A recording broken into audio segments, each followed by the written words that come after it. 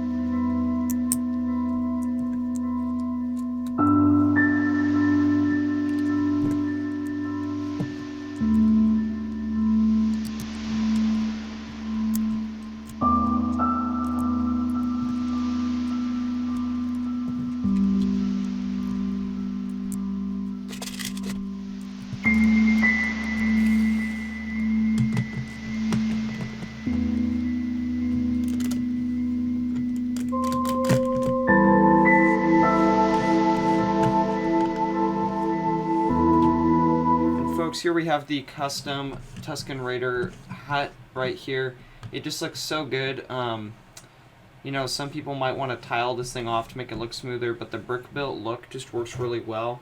The doorway might be a little bit weird with the angles that the tiled pieces give off, but I'm really glad I was able to include the black doorway, so it looks like there's something inside that you just can't see from a distance. It looks really nice. I think having a base of this color is really good if you're going to put it on a mock, which we're going to test out in just a second here. So, along with this, there are a few modifications I've made to this, but this is the most simple build, so if you follow the build video we just watched, you're going to be able to build this exact model, and I really think you guys are going to be happy with it. It's pretty sturdy, actually, once you get all the angles lined up right. But now let's see how this thing actually looks in the right kind of landscape. Alright, so I just wanted to build some quick mini mocks to show you how these weirdly colored huts would work on kind of the desert landscape. So here we just have what I like to think of as the base model. I really have fun making these little mini vignette builds. I think they always turn out really well. So here is the hut. And another thing about these huts, I think they are really close to minifig scale. I mean, the way the sand person is just leaning up on it, I think it's just a really, really nice scale for these huts because they're not huge.